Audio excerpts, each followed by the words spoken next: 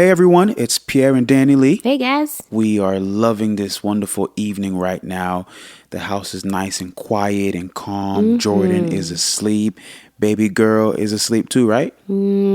She's kicking a little bit. Okay, can't tell. You know, it's funny. We was just talking about last night how I can't wait for the baby to be here. I want to skip the whole pregnancy thing. Oh, God. Yeah, I just want to skip all of it. Gives and me just straight anxiety. We haven't done anything for this baby yet. Yeah, but I guess you get to enjoy the baby and carry the baby with you everywhere you go. She's with you. You're holding her right now. But to me, I don't get to experience the baby. So I guess that's why for me, I just can't wait for her to be here. You just want her. Yeah, I just want her. But for me, I don't want it to go too fast. Okay, well, let's jump right into it. So you guys probably saw the title already. And today we're talking about something that's actually pretty heavy for us. You know, we're discussing depression and anxiety and, you know, oppression, maybe even anything along that topic. And it's been very tough for us. I'd say the last 2 years has been something so new for us that we've never gone through before. And, you know, a lot of you know, we've moved here to Los Angeles and we love it. It's been 2 years now and I don't want to live anywhere else. But we never wanted to live here before we got here. That's true. It was never on the map. We never talked about it. And it was crazy.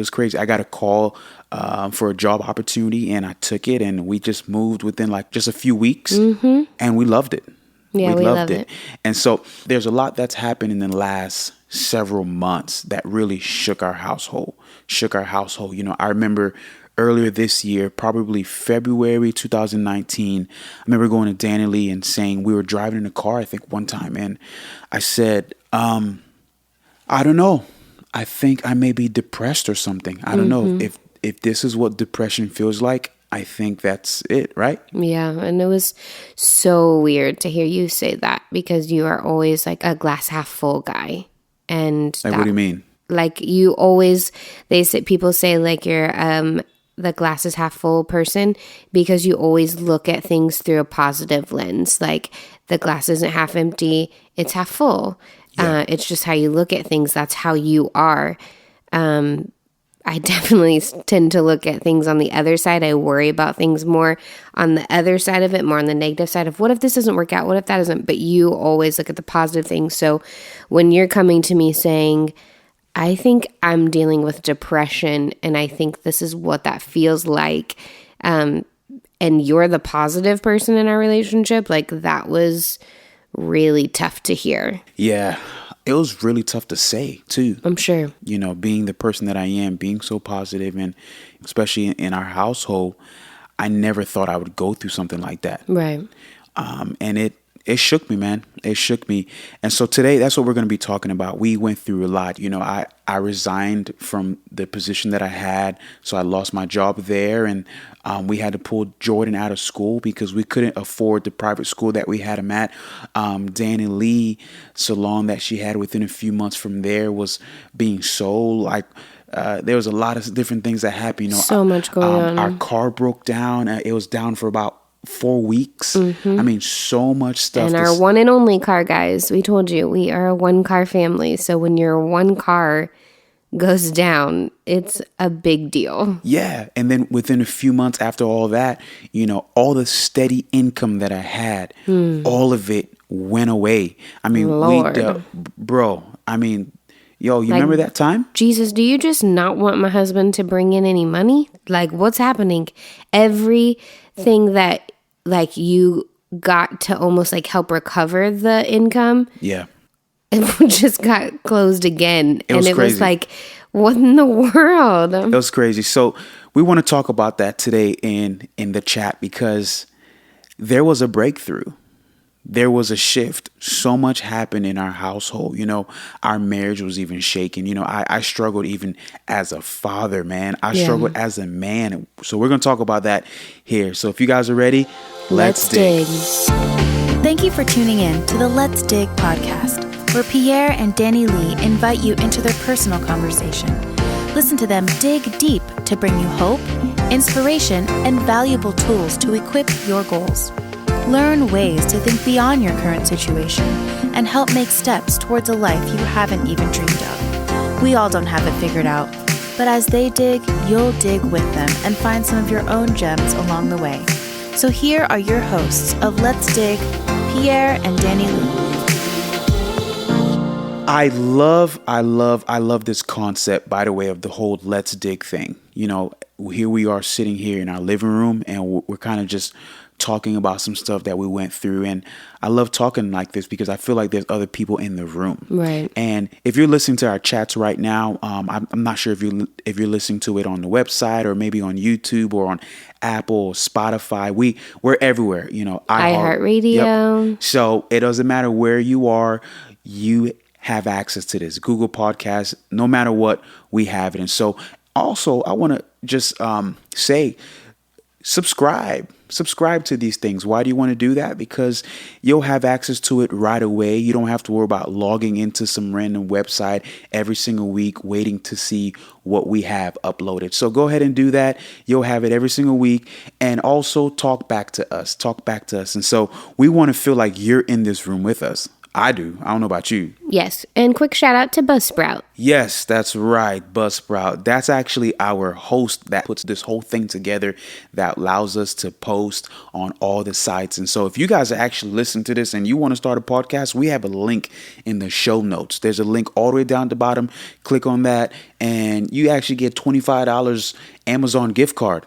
I just found that out, which I'm trying to get that thing too. I didn't know that. Christmas is coming. So anyway, if you're trying to start a podcast, text us, DM us. There's a number there too. You can call us. We want to hear from you and we want to help you guys do that because everyone has a unique story and we should all share it and talk about it. All right, so let's jump right into it. And so we talked about this whole depression thing and we want to let you guys know we're not experts. So if you hear anything that's like, wow, that's really cool, I should do that too. This is not us as experts and professionals, paid license, therapists and saying, here's what you should do. We're sharing with you what we did as a family. And what just worked for us. Absolutely. And so a year ago, man, it was wild. It was wild, man. I never thought I'd move out here for a year, the organization that we worked for, and then step down from that role. I would have never thought, we took that job thinking, we'd be there for 5-10 plus years. Mm-hmm. That's kind of just how we operate. That's how we think. Right. I don't like to think short term when it comes to working. I want to do long term investments. And so I remember when it came to a year, I sat down with my supervisors and my bosses. I sat down and I just told them, I said, man, it's been a year and I'm just not feeling connected long term here. And that was really hard because I could have kept that to myself. Right. I could have kept that to myself. I just, a lot of I work with churches. That's what I do full time. I've done it for years, 12 years full time, and I love it. Being able to come in, build teams, consult, coach, manage, direct. I love doing that. So I'm a team builder. I'm a culture builder, and that's what I enjoy doing. Right. And so after being there for a year, I sat down with them and I said, man, I don't know. It's after these 12 months, I don't know if there's a long-term connection here. I don't know what it is. I just not feeling connected. And long story short, I'm not going to share the full story because that's not what today's chat is about. Today's chat is about what happened to me mentally after a lot of these changes. Long story short, I was kind of given an ultimatum. It's like, hey, you either stay here and long term, you figure that out, or, you kind of step down. And obviously for me, I'm not afraid to step down. I'm not afraid to resign. I didn't feel comfortable staying there, being in fear because I didn't want to lose my job. Right. We prayed about it, man. We talked about it and it was like, okay, I have peace. Right. Let's do it. And that's where a lot of things started just go left and right. I started getting different calls from other businesses, other organizations. People heard that, hey, Pierre's like this free agent, right? It's kind of like that whole thing that happened, especially in the church culture. So I'm getting called left and right and it felt really good, right? But within the next few months, things just started to change. Finances was just fluctuating up and down. I mean, we even lost our health insurance and that was crazy. Lord have mercy. Right? You remember when we went to go so we had health insurance through that job for Pierre and it was a few weeks after he had resigned. And I was like, oh, can you take me to Walgreens? I need to go pick up my birth control. And I went in there and I went to go get my birth control. And then I came back out to the car and I looked at you and I was like, hey, remember when you quit your job a few weeks ago? Yeah, our birth control went from free to $500 for 21 days. And that would have been fine if we were trying to have a baby then. But it was actually the worst time to have a baby. I was jobless. Like, we weren't trying to get pregnant, and that birth control was just not an option. And, you know, man, it was just crazy because I'm even as we're talking about it, I'm going back to that time period. And I remember thinking, you know, am I doing the right thing? Yeah, it was scary. As a family man, as a provider for my household, am I doing the right thing? We're living in a place that we never even considered living. You know, we gave up everything to come out here. Everything. Right. Mm-hmm. That's how committed we were. And to know that, you know, the system didn't work for us, you know, so here we are kind of like on our own, just trying to figure this thing out. And man, we pulled Jordan out of school. We couldn't afford it anymore. Right. We just couldn't afford it. So now I'm home all the time with Jordan, traveling here and there at the time. And we were kind of dependent on your income. Right. Which was still only part-time. And you were part-time. Yeah. Right. Like you were part-time, and so many different things happened. I remember getting a couple of gigs and now having to bring Jordan with me. Mm-hmm. And that's where so much started happening to me mentally. Yeah. I got so frustrated with the kid. I hated having him with me. And I felt so bad for the kid, man, because he didn't ask for that. Right. He was asking questions. Why is he not in school anymore? Yeah, we're going to get you in school pretty soon. I mean, months went by. Yeah. We couldn't get him in school. We just didn't know what to do. He was just preschool age, so it was okay for him to be home, but for us and our lifestyle, what we were used to and how much energy our kid has, it just worked better for him to be in preschool, but it was just not a luxury that we could afford. He's been in school since he was 2, though. Right. So at this time, he's what? He's 4. 4. He was used to school full time. Right. All he knows and all we know for him is school, you know, and so it got kind of crazy, man. I struggled even, man, I'm almost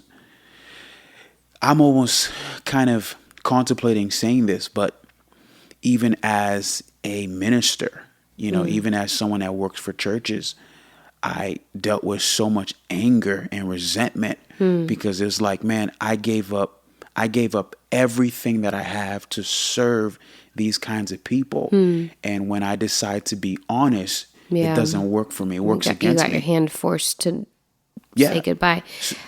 I remember even one day I came home and I literally asked you, I was like, hey, what'd you do today? And throughout this season, you had just a different demeanor. Like you were just frustrated or upset. With everything. With everything pretty often, honestly. It was really hard. And I remember saying like, what'd you do today? I came home from work and you were like, nothing. Absolutely nothing. You said, I did absolutely nothing. And you literally said, what were the words you used? I said, I contributed nothing. Mm-hmm. I contributed society. Nothing to society today. And I looked at you and I was like, you're kidding, right? And I was like, just because you didn't sit at your desk and write a song does not mean that you didn't contribute anything to the world. And I told you, I said, you're building a relationship with our son that will go for years to come. I said, when he has a girlfriend and he's 9 or 10, guess who he's going to come to? He's going to come to you because of this season, because of the bond you're building this time. But you couldn't, at that point, you just couldn't see it. I was so into... Even one time I said something about, I don't remember what you said. You said something that it was a feeling that I had experienced when I was a stay-at-home mom. And I was like, yeah, stay-at-home moms feel that all the time. And you were so offended. I was, because you were pissed at me for saying that. And you know what? I can't really recall that specific moment. I do remember that time, but I can't remember what I was feeling then. I don't remember what you're feeling either. It was something like, Oh, it might have even been like that you just always had someone around. Like if you were always with Jordan, or then you were always with me and Jordan. You were just always with you never had your time by yourself. It might have even been something like that. I think it was more of, I think there's a difference from a stay-at-home mom versus a working dad that lost his job. Well, that was your at home. defense. Yeah, that's why you got defensive of it. For right. you gave birth, you took maternity leave, you took time off intentionally to Right. stay home. For me, my job was to always provide and always work, and here I am resigning, step down from my job, Right. and we But had you to were pull still- him out of school, right. and it's like, But you were still going on gigs with him. I get where you were coming from. I was just trying to validate that, like, yeah, that's a thing for full-time work or stay at home. Whatever you do with your kids, like whether you work or you stay at home with them, like I was trying to validate of like, yeah, that's a part of this thing. Like I was just trying to validate, like, yeah, we all feel that way. yeah, well, it just I'm gonna be honest with you, bro. I didn't work out for you. I just didn't get it. It didn't make sense for me. That I was just too much in my pity. I was just frustrated.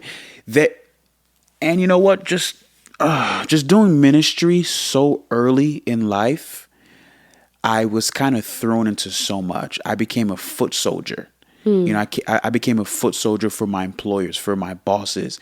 I thrived. I became really good. I could take a job at an organization and make it to the top really quick. I remember working for one organization within 6 months, I got promoted. I got raises. That was just always a thing because I was able to get work done. Right. And after this season, where I was kind of like this free agent, I had all this free time to think, and I got stuck in my head so much, and it was good and bad, and there's a lot of bad in this moment. I mean, there were times where, I'm gonna be serious with you guys. There were times where I questioned even my marriage with Danilee. Yeah. Like, why did I even marry her? Was she even the one I was supposed to be with? Mm-hmm. Did I even have my eyes on her? She's a Christian girl. She's a Bible college girl. Like, I questioned everything, even me as a dad. Like, I felt like I was doing nothing. And the biggest thing was all because I didn't have a conventional job. Right. I didn't have a conventional job as what I was used to. So I started questioning everything. I was always upset with having Jordan around. Yeah. I was always annoyed by it, all because... Which was really hard to see. Yeah. Like, it was hard. Like, I think almost every parent, if they're honest, feels that way sometimes about their kid. Like, oh, you're so annoying, get away from me. But because of where we were in that season, I was working as much as I could, and you were with him all the time, and it was sad. It was sad to be the other parent and see that frustration from you guys. What was even crazy is I remember, like, I stopped setting alarms, wasn't really waking up. There were some days where I didn't want to wake up. Right. I didn't want to wake up, and it wasn't specifically I was suicidal or anything. It was just like I just didn't care. Right. I didn't want to see the next day. Right. I didn't want it to come. You know what I mean? And it was, man, it was hard. Yeah, it was a really hard season. It was tough, man. I remember some of those days where I just like, man, I'm gonna get a side job. I remember getting a job where I was working for Postmates. Yep. Postmates. On like, your man, bike. on my bike. I just need to do something, man. And I remember one day I was riding that bike and I just broke down, man. I was just in tears out in these streets. In tears. Just like, God, what's happening? Right. What's going on with me? Am I doing the right thing? Am I doing the right thing? Like, what's happening? And I remember the month where things started to change. It was in June 2019. And this all had started, like October or November the year before? I mean, I started seeing signs of my depression or whatever it was. Right. I'd say several months after that, so like February, March. Okay. It was just a few months of just realizing, I'm man, deeper than normal. Like I'm just sad. Right. I'm in a sunken place. Yeah. Oh, geez, you get in a sunken place, man. Sunken place where I just don't understand and I'm questioning and there's everything. nothing I can do to pull you out. Like even when I did try to encourage you or say like, yeah, babe, that's okay, or it's fine, or I get it, or I know you're frustrated. Like there was just nothing I could say to you or for you to help you get out of that. Man, why do you think? Like, why do you think that was? Like, how did I get? I don't know. Like, what got me there? I think it was all the free time. I think it was, I was so used to working 50, 60 hours. I could work 50, 60 hours a week. And not think nothing of it. I think, too, it is a big thing for people that they find their value in their jobs. Yeah. And you are really great at your job. And then when you didn't have one, you felt like you lost a lot of that value. Yeah. It became who I was, even though it was something that I did. It was what I was, but it wasn't who I was. Right. And I found my identity, my value in my title, my job position. I was used to being at the top of the food chain, at any organization I was working at, on the platform. I was one of the top guys on the platform. I went from that to being a nobody to just getting called left and right from little tiny gigs here and there where, like to play aux keys. Yeah, just to play an instrument that you didn't even know was even in the sound system or not. Right. And I dealt with all of that. And man, June was when I think I felt the shift. And it was a very interesting shift. I remember one morning waking up and I felt heavy, not like physically heavy. Well, I was a little physically heavy because I put on some weight too in that time. You couldn't tell because I'm always sexy in your eyes. That is true. Also, you have this luxury called broad shoulders where you just carry extra weight really easily. It's not fair. Like women have it so hard. Okay, thank you for that. Whatever this is, what's happening here right now? I'm just saying, it's just not fair. Random. Literally, though, like everyone can know, guys can gain 10 pounds and nobody knows a darn difference. No. Girls gain the 10 pounds and they're like, "Ooh, honey, your clothes ain't fitting you right." No. That's not what it is. A guy can gain 10 pounds and nobody cares. Also true. A girl can gain 10 pounds and everybody cares. Everyone's asking. That's very true. It's double standards. Ugh, I know the that. Worst. I know that. Hey, man. Hey, we all got it. Hey, man. I didn't ask to. This America now. So if you want to switch, you could switch. What? Where are you going? Go back to June. Okay. Get out of here. So it was June and I woke up one morning feeling heavy, like mentally and like even spiritually heavy. I just like, man, I needed to talk to God. You were gone already and Jordan was still asleep. And I don't do this all the time, but I got on my knees on my bedside and I just started talking to God like, God, what are you doing? This has to be you doing all of this. Right. What's happening? The decisions that I'm making, the decision that I made, am I doing the right thing? Right. Am I doing the right thing? Which is crazy that you still questioned it because as it happened, as it unfolded, I know we were fasting as that happened. We were fasting, by the way, for those that don't have the same faith walk as we do. It's just something that we do spiritually. We decide to say, we see in the Bible, Jesus did this thing where he would fast, to get closer to God. He would say, you know what, I'm not going to eat, I'm not going to drink for a certain amount of days, to basically deny my flesh of the things that it craves throughout the day so that I can focus on reading the Bible, focus on praying and talking to God. And that really helps us detox and declutter our minds so that we could focus on what really matters. And honestly, it's changed our life. Yeah. It has changed our life. So that's what we mean by fasting. While we were in those moments, those meetings were happening, things were shifting, and we were like, what is happening right now? Like that was something that we jumped on really quickly of like, okay, we just need to be able to hear God clearly and know that whatever happens through these next couple of days, like God, you're in control and that this is what's supposed to happen. So it's crazy that months later, you're still questioning it, even though as it happened, we had peace of like, okay, God, you must be doing something with this. And it didn't take the pain away. It did not make it hurt less. Yeah.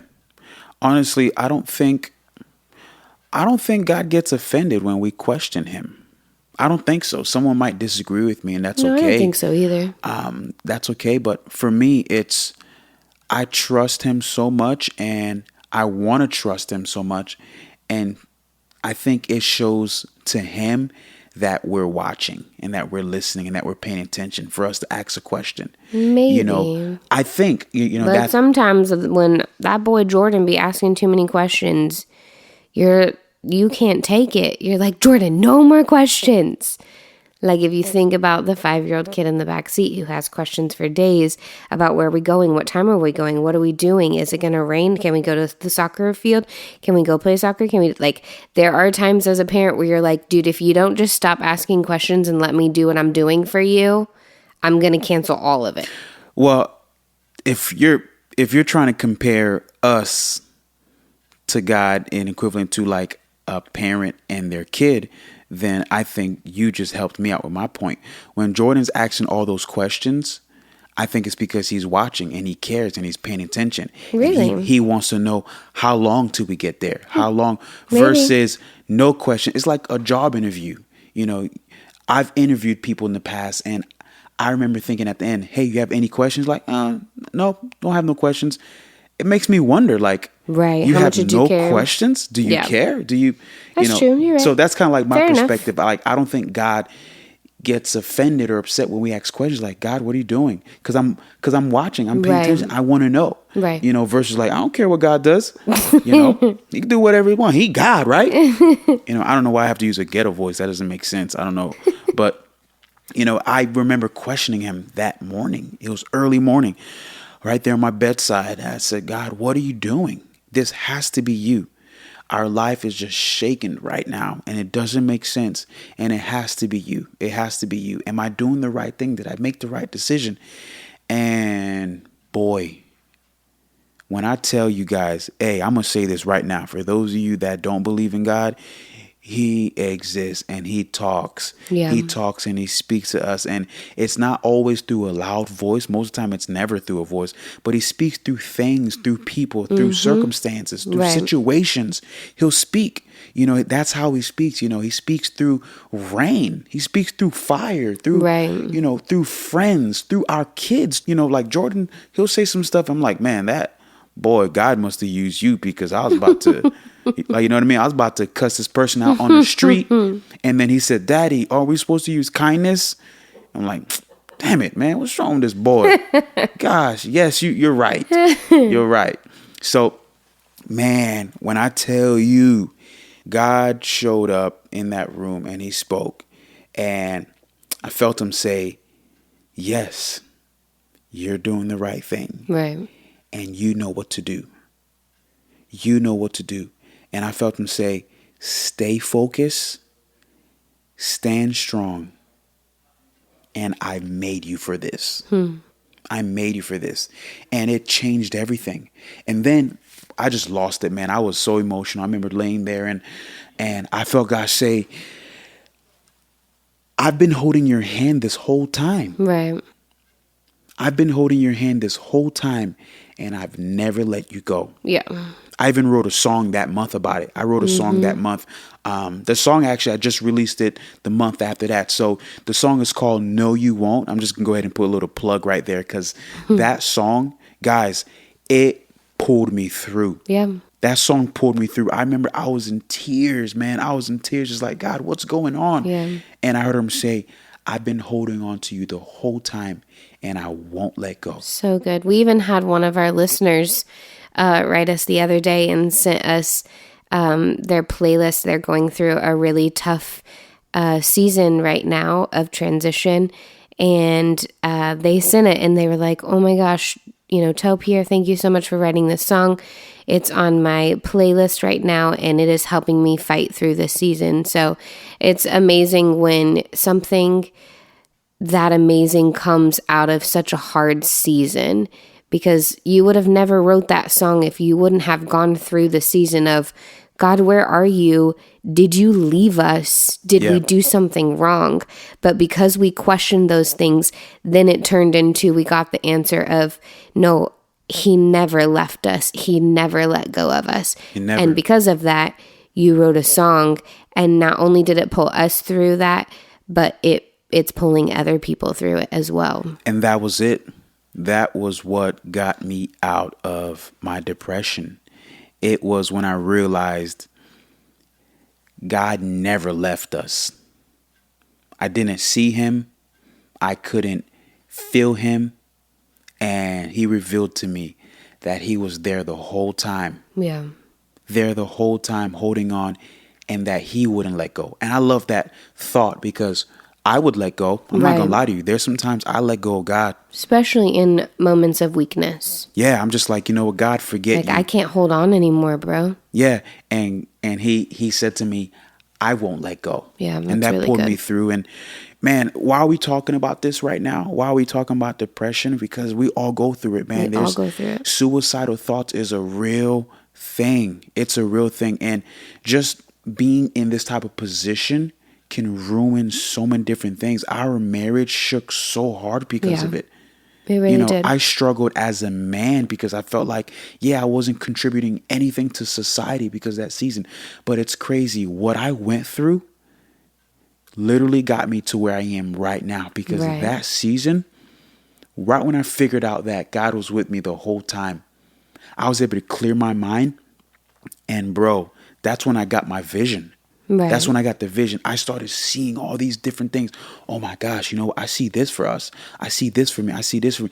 Doors started opening. Right. Calls started coming in and out. I started forgiving people. Yeah. And everything changed. All the crap that I was holding on to, like grudges and resentment, I reconciled with my older brother that summer. That was a big deal. That was a big deal because him and I haven't seen eye to eye, and we haven't spoken in years. Right. We reconciled that summer. That changed my heart, man. And that's when I felt like everything changed. Yeah. And where we're living right now, and where we are right now mentally, we've never been here before, and it's amazing.